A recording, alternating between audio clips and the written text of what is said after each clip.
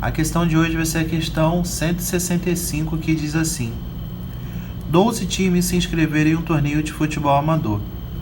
O jogo de abertura do torneio foi escolhido da seguinte forma: primeiro foram sorteados 4 times para compor o grupo A. Em seguida, entre os times do grupo A foram sorteados 2 times para realizar o jogo de abertura do torneio, sendo que o primeiro deles jogaria em seu próprio campo e o segundo seria o time visitante. A quantidade total de escolhas possíveis para o grupo A e a quantidade total de escolhas dos times do jogo de abertura podem ser calculadas através de...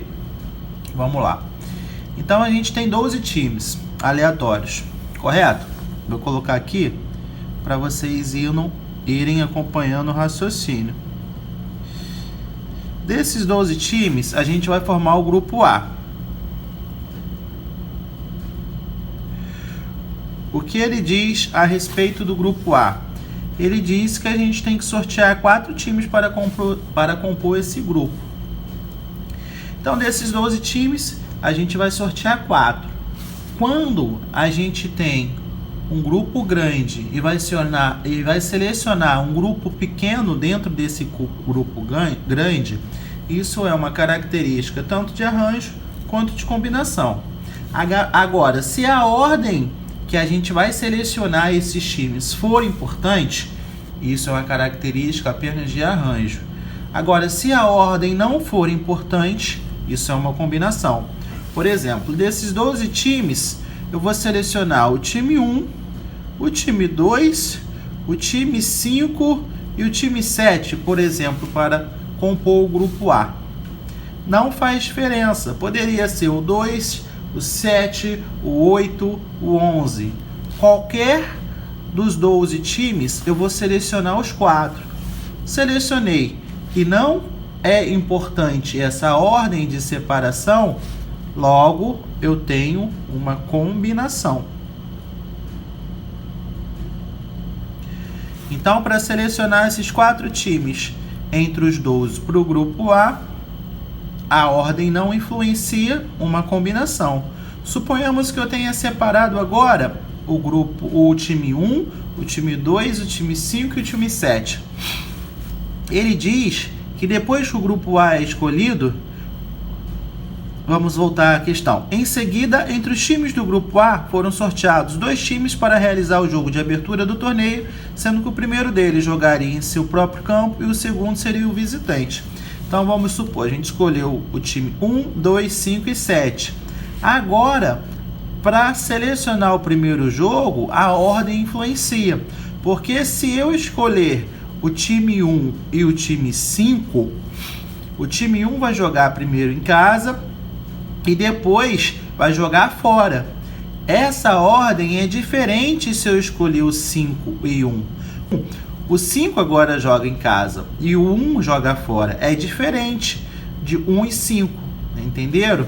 Então, quando essa ordem de escolha de um grupo pequeno dentro de um grupo grande faz diferença, a gente tem um arranjo. Então, para a seleção dos primeiros 4 times que não influencia essa ordem, combinação. Depois a escolha do confronto inicial do primeiro time jogando em casa e do segundo time jogando fora faz diferença, a gente tem um arranjo. Logo, a gente tem a alternativa A como resposta da questão 165. A gente vai resolver a questão 166 da prova de 2009 de matemática do caderno azul. Diz assim: rotas aéreas são como pontes que ligam cidades, estado ou países. O mapa a seguir mostra os estados brasileiros e a localização de algumas capitais identificadas pelos números. Considere que a direção seguida por um avião A1 que partiu de Brasília, Distrito Federal, sem escalas, para Belém, no Pará, seja um segmento de reta com extremidades em DF e em 4. Suponha que um passageiro de nome Carlos pegou um avião A2 que seguiu a direção, que forma um ângulo de 135 graus no sentido horário com a rota Brasília-Belém e pousou em alguma das capitais brasileiras. Ao desembarcar, Carlos fez uma conexão e embarcou em um avião A3, que seguiu a direção que forma um ângulo reto no sentido anti-horário com a direção seguida pelo avião A2, ao partir de Brasília, Distrito Federal.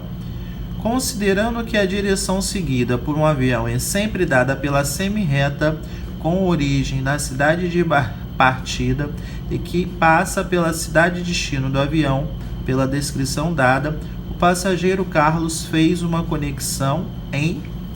Então vamos lá.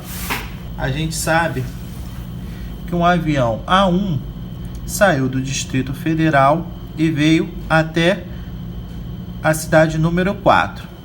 Fazendo essa reta. Agora, Carlos embarcou no avião A2. Ele diz que esse avião seguiu a direção que forma um ângulo de 135 graus no sentido horário com a rota Brasília. Ou seja, se você pegar essa direção do avião saindo de Brasília, você precisa de colocar 135 graus no sentido horário para saber qual é a próxima capital que o avião foi. Se você colocar aqui, você vai conseguir ter mais ou menos uma ideia de 90 graus, correto? Agora, se você descer mais um pouquinho, com os recursos que você vai ter na hora da sua prova, você vai ter mais ou menos isso daqui. Correto? Com o ângulo, formando um ângulo de 135 graus. Sentido horário, aqui 90, você desce mais 45, você vai ter mais ou menos isso daqui, com ângulo de 135 graus. Quando você traça esse ângulo de 135 graus, você pode observar que ele passa aqui, ó, em Belo Horizonte, que é aonde ele vai descer. A primeira cidade que ele vai descer, ok? Belo Horizonte. Após isso, a questão diz o seguinte: ao desembarcar, Carlos fez uma conexão e embarcou no avião A3, que seguiu a direção que forma um ângulo reto no sentido anti-horário, com a direção seguida pelo avião A2 ao partir de Brasília. Ou seja, após parar em Belo Horizonte, ele vai pegar um avião que vai formar um ângulo reto e vai parar numa próxima capital. Agora a gente precisa encontrar uma localização que forme 90 graus com esse novo voo. Se você traçar aqui, ó, você vai ver que vai ser exatamente isso, ó. Veja bem. Porque aqui você vai ter o seu ângulo de 90 graus. Quando você faz isso, a capital que mais se aproxima é a capital de Salvador. Então, primeiro, ele forma 135 graus no sentido horário para em Belo Horizonte. Depois disso, um ângulo de 90 graus no sentido anti-horário. Ou seja, você vai subir, formando um ângulo de 90 graus e traçando esse seu ângulo reto, vai ficar a cidade de Salvador como a próxima parada. Por isso, a resposta da questão 166 é a letra B, Belo Horizonte, e em seguida embarcou para Salvador. Hoje a gente vai fazer a questão 167. Diz assim: o quadro apresenta informações da área aproximada de cada bioma brasileiro.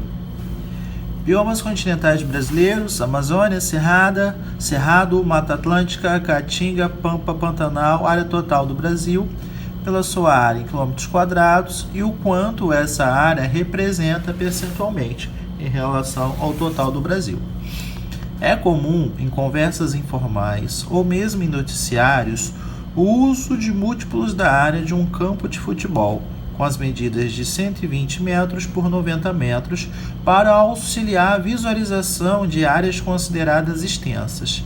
Nesse caso, qual é o número de campos de futebol correspondente à área aproximada do bioma Pantanal? Vamos lá. Primeiro, o bioma que a gente quer é o bioma do Pantanal, que tem como área 150.355 quilômetros quadrados. Essa área equivale a quantos campos de futebol? Vamos lá, o campo de futebol não é 120 metros por 90? Então vamos ver qual é a área do campo de futebol. Área do campo de futebol, que é 120 metros por 90. Como é que a gente calcula essa área? A gente faz essa multiplicação. 120 vezes 90. Você multiplica o 0 pelo 0, o 0 pelo 2, o 0 por 1. Todo número multiplicado por 0 é 0, tá? Vem aqui, multiplica o 9 por 0, que também é 0. O 9 por 2, que dá 18, vai 1. O 9 por 1, que dá 9, com 1 que foi 10. Agora você faz essa soma. Então, a área do campo de futebol é igual a 10.800 metros quadrados. Ok? Feito isso, a gente tem que saber quantos campos de futebol que essa área do Pantanal representa. Vou chamar a atenção para as unidades. O Pantanal está em quilômetro quadrado e a área do campo de futebol está em metros quadrados. Vamos passar esse valor para metros quadrados? Veja bem, quantos metros quadrados equivale a essa área do Pantanal? Ó, vou colocar aqui e chamar a atenção de vocês o seguinte: 1 quilômetro não é igual a 1.000 metros? E 1 quilômetro quadrado,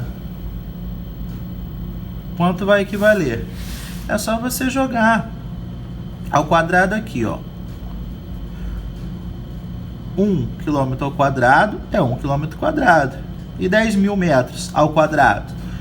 Você vai fazer essa multiplicação. Então, você vai ter 1.000 vezes 1.000. 1.000 vezes 1.000, você vai ter 1 milhão de metros quadrados. Ou seja, 1 quilômetro quadrado equivale a 1 milhão de metros quadrados. Feito isso, você vai transformar a área do Pantanal, que é de 150.355 quilômetros quadrados, para metros quadrados. Como você vai fazer isso? Colocando esses 6 zeros no final, já que é a multiplicação. Então, você vai ter que a área do Pantanal em metros quadrados é igual a essa. A gente vai chamar essa área do Pantanal 150 vezes 10 elevado a quanto? A 9. A gente vai andar com a vírgula uma vez, 2, 3, 4, 5, 6, 7, 8, 9 metros quadrados, para a gente poder fazer essa conta. Essa é a área do Pantanal em metros quadrados.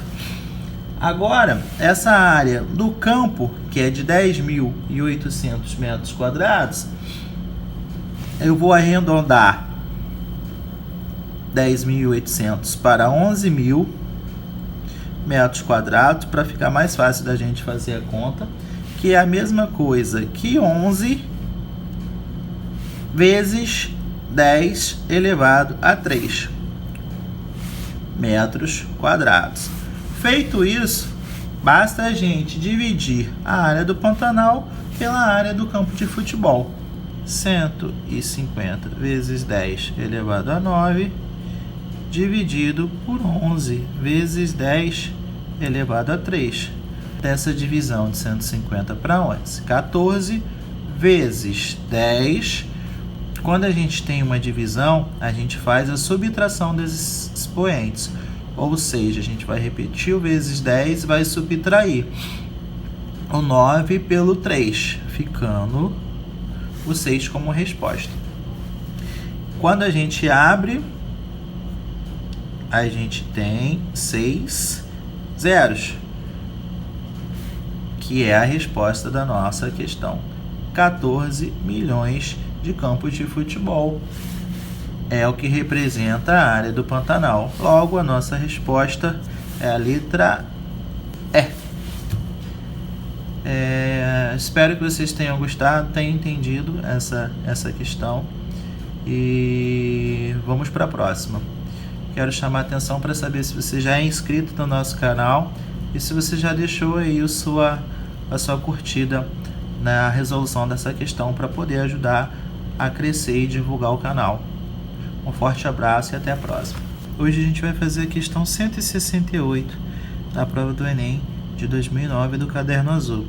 A questão 168 diz assim: na tabela são apresentados dados da cotação mensal do ovo extra branco vendido no atacado em Brasília em reais por caixa de 30 dúzias de ovos em alguns meses dos anos de 2007 e 2008. Então, no ano de 2007, no mês de outubro, a cotação era de R$ 83,00, no mês de novembro de R$ 73,10 e de dezembro de R$ 81,60.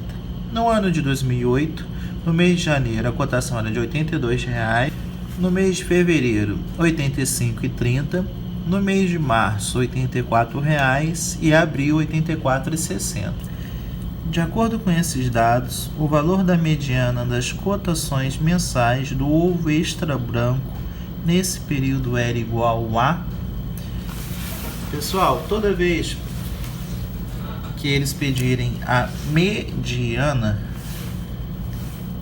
vai ser uma questão bem simples. E o que você precisa de fazer é de distribuir todos os valores que ele te der de forma crescente. Vamos fazer isso aqui? Vamos lá. Então, o primeiro valor, olhando essa tabela, que a gente vai colocar, vai ser o valor de R$ 73,10. Depois, o segundo maior valor é de R$ 81,60, correto? A gente precisa distribuir esses valores de forma crescente. Vamos lá. Depois, o terceiro maior valor, vou marcar os que já foram. Esses dois já foram. O terceiro maior valor é de R$ 82,00.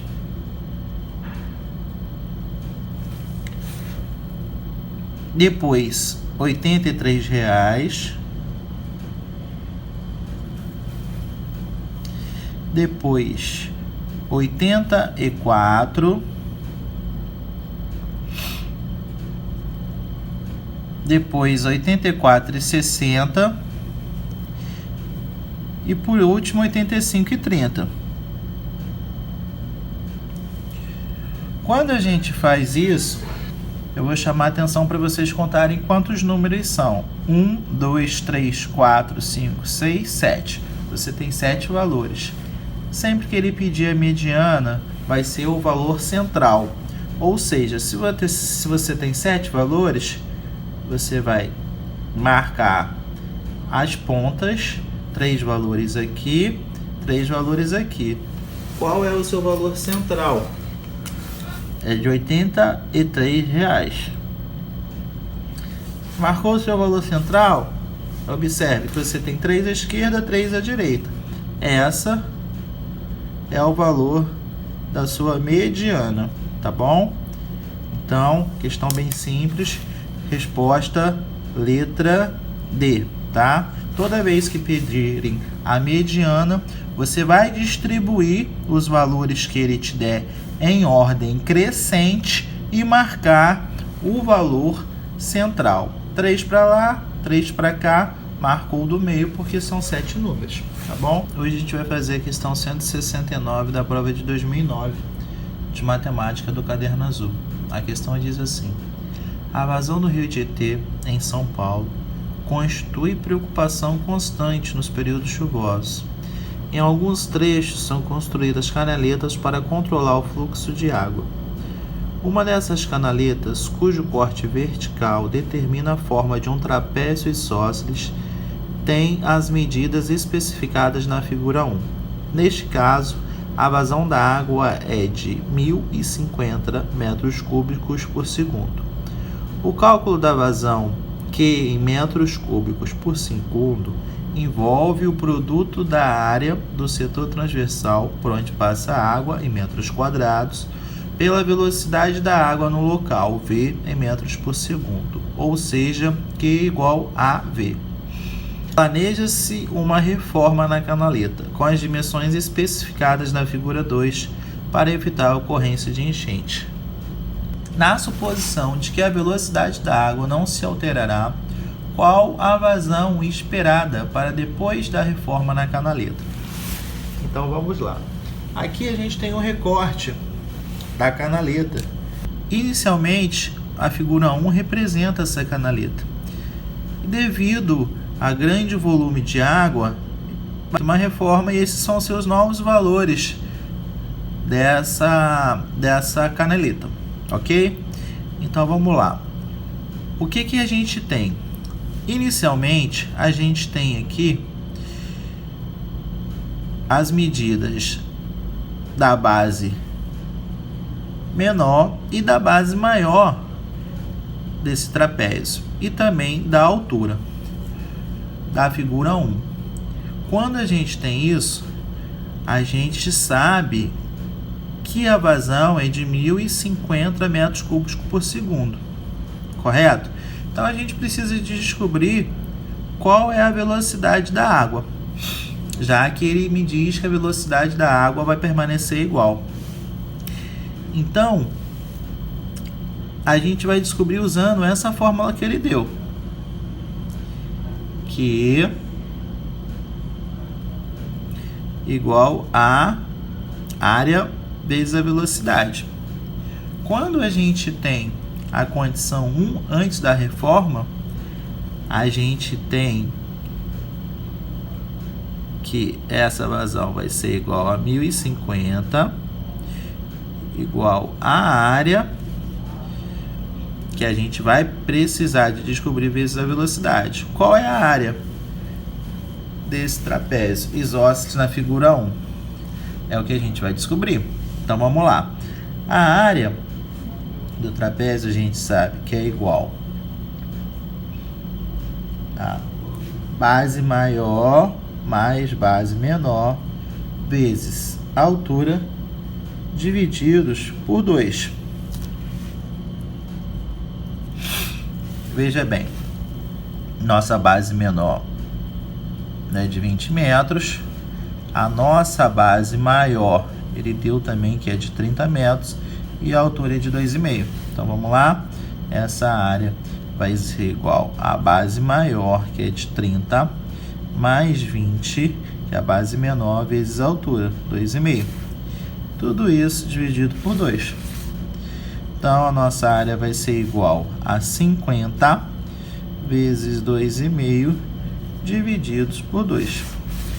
A gente pode cortar aqui, ó, e a gente vai ter que a nossa área é de 25 vezes 2,5. Fica fácil de fazer essa multiplicação, porque a gente sabe que 25 vezes 25 é 625. Como envolve uma vírgula, essa conta vai ser igual a 62,5 metros quadrados, que é a área dessa canaleta, ok? Antes da reforma. Então, a gente joga esse valor aqui na fórmula, 62,5 vezes V, para a gente poder descobrir a velocidade da água. Logo, a velocidade da água vai ser igual a 1.050 divididos para 62,5. Você fazendo essa conta, você vai achar que a velocidade da água é de 16,8 metros por segundo. O exercício nos garantiu que a velocidade da água não vai se alterar. E vai ser feita uma reforma transformando essas medidas da figura 1 nas medidas da figura 2. E ele quer saber qual é a vazão após essa reforma. Então, após a reforma, o que a gente vai ter? A gente vai ter a nova vazão igual a área vezes a velocidade. A velocidade a gente já tem. A área a gente vai calcular, a velocidade a gente já tem que é de 16,8. Como é que a gente calcula essa área? Mesma coisa. Ó, a área vai ser igual a base maior mais base menor vezes a altura divididos por 2. Correto? Agora, a minha base maior vale 49. E a minha base menor vale 41. Vezes a altura, que agora é igual a 2. Tudo isso dividido por 2. Então, a nova área vai ser igual a 90 vezes 2 dividido por 2. Fica fácil, a gente corta o 2 com 2. Nossa área agora é igual a de 90 metros quadrados. Quando a gente acha essa área, a gente pode substituir aqui. Então, a vazão vai ser igual a 90 vezes 16,8.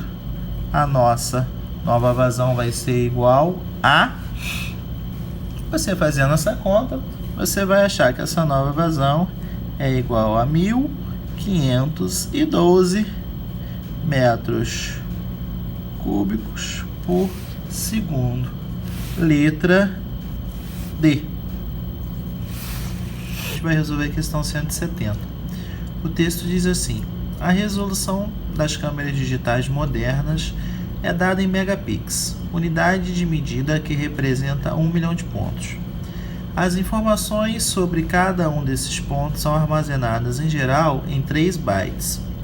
Porém, para evitar que as imagens ocupem muito espaço, elas são submetidas a algoritmos de compressão, que reduzem em até 95% a quantidade de bytes necessários para armazená-las. Considere 1 kbyte igual a 1000 bytes, 1 megabyte igual a 1000 kbytes e 1 gigabyte igual a 1000 megabytes. Utilizando uma câmera de 2.0 megapixels, cujo algoritmo de compressão é de 95%, João fotografou 150 imagens para o seu trabalho escolar. Se ele deseja armazená-las de modo que o espaço restante no dispositivo seja o menor espaço possível, ele deve utilizar... E aqui vem as alternativas. Então, veja bem, essa questão a gente vai simplesmente fazer algumas contas. Mas é uma questão simples, tá? Que você não pode dar mole e errar, tá bom? O que a questão diz? A questão diz que 1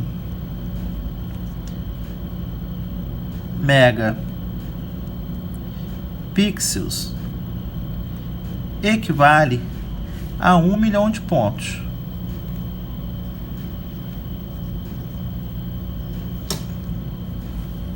Correto? Mas o João usou uma câmera de 2 megapixels. Logo, vai ter 2 milhões de pontos. Correto? A questão diz também aqui, ó, as informações sobre cada um desses pontos são armazenadas em geral em 3 bytes. Ou seja, um ponto armazena-se em 3 bytes. Logo, 2 milhões de pontos nós vamos armazenar em quantos bytes? Vamos multiplicar por 3. Em 6 milhões de bytes. Correto? Agora veja só. Se a gente dividir por 1000, a gente vai transformar isso em kbytes. Se a gente dividir mais uma vez por 1000, a gente transforma em megabytes. Ou seja, nós vamos ter 6 megabytes. Correto? Agora veja bem. Quantas fotos que o João fotografou? Não foram 150 imagens? Então, cada uma delas equivale a 6 megabytes. Mas ele fotografou 150. Então, você vai multiplicar por 150, tá? Fazendo essa multiplicação, que é uma multiplicação bem simples. 6 vezes 0, 0. 6 vezes 5, 30. 6 vezes... vai 3. 6 vezes 1, 6. Com 3 que foi 9. Então, nós vamos ter 900 megabytes nessas 150 fotos. Mas veja bem, o algoritmo de compressão é de 95%. Então, desse total, a gente só vai conseguir ter 5%. O resto vai ser comprimido. Então, a gente precisa calcular 5% desses 900 megabytes. Como que a gente faz isso? Bom, 900 vezes 5%. 5 sobre 100, que é realmente o valor que vai ser ocupado. Aqui a gente pode cortar. Logo, a gente vai ter nessas 150 imagens um tamanho de 45 megabytes. E o que a questão nos pede? Pede para armazená-las de modo que o espaço restante no dispositivo seja o menor espaço possível. Então, ela deve ter, se a gente vai usar 45 megabytes, de forma que fique o menor espaço possível, a única alternativa que nos traz é a letra E. Já que é um cartão de memória de 64 megabytes, a gente vai usar 45. 16 não vai caber, que é a letra D, tá? Letra C, 16 GB é muito grande, um pendrive de 1 GB também é muito grande, e um CD de 700 MB também fica muito grande. A alternativa é, vai ter um espaço menor possível utilizado, tá? Então, por isso, é a questão 170, letra E.